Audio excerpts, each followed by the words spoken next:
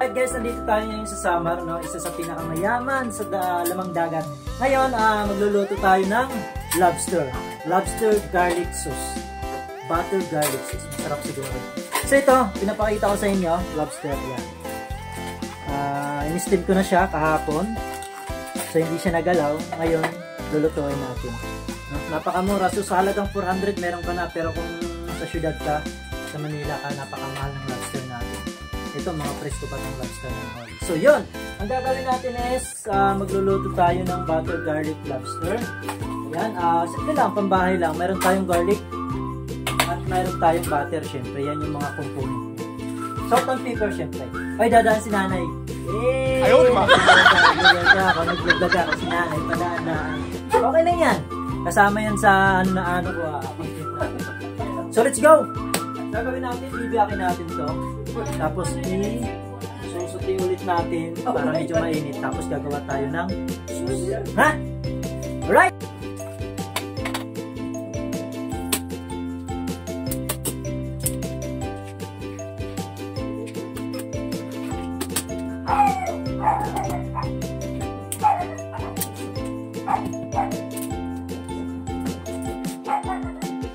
Haba ng mga galamay niya, no? Mga sabay-sabay. Siya, gawin natin. Tcharan!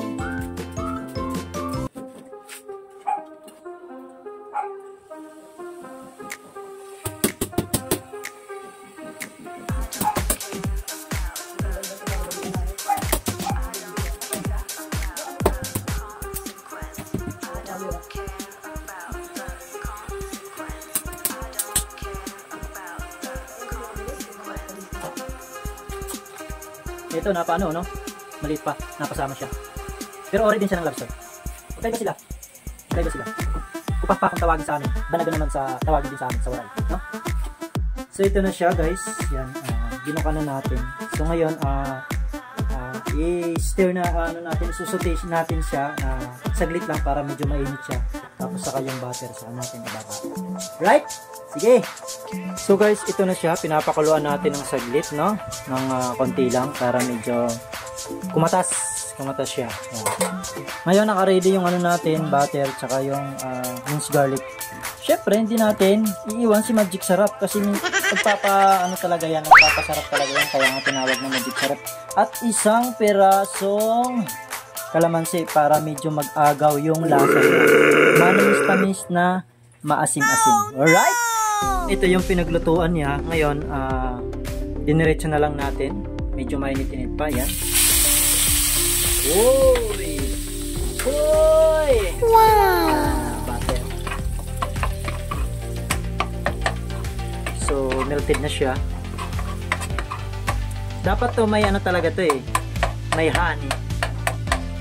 Para medyo talagang ramdam mo yung manamis-tamis yung ano. Pero good na rin to kasi nasa bahay lang naman tayo eh. Hindi naman natin bibintay naman. Okay. Kulo na siya. Lagyan natin ng konting asin at salt and pepper. Yan. Lagyan natin. Haluin natin. Haluin hanggang sa mag-brown yung ano niya, garlic. So ito na siya. Yan. Woo! Sarap!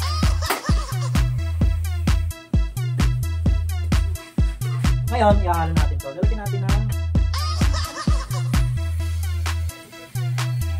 garlic. Yan.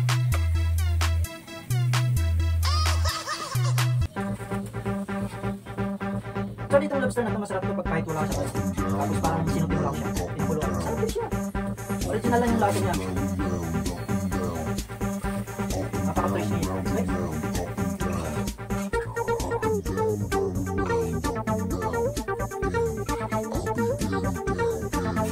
Magdadala ng lasa nito yung butter. Oh! Butter.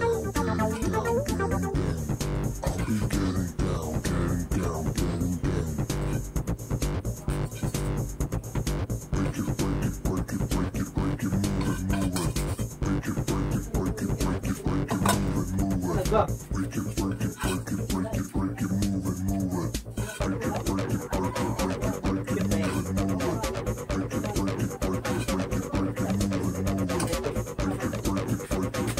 So ito, dali natin sa loob para makita niyo talaga. Dirty kitchen namin ito. Yeah. Ito sa akin. So ito na guys, no? Yan, apakasarap. Apakasarap magbakasyon. Charap. Biruin mo, napaka-natural yung kakainin natin. Mura pa, ha? Sa mga galing yan sa mga kapitbahay natin. So shout out kay Miles Karanyagan, yan, at saka sa kanyang mister na si John Karanyagan. Shout out sa iyo, napakahusay mo pa rin humuli ng ganitong mga seafood, lobster. Yan guys. Thank you for watching. Yahoo!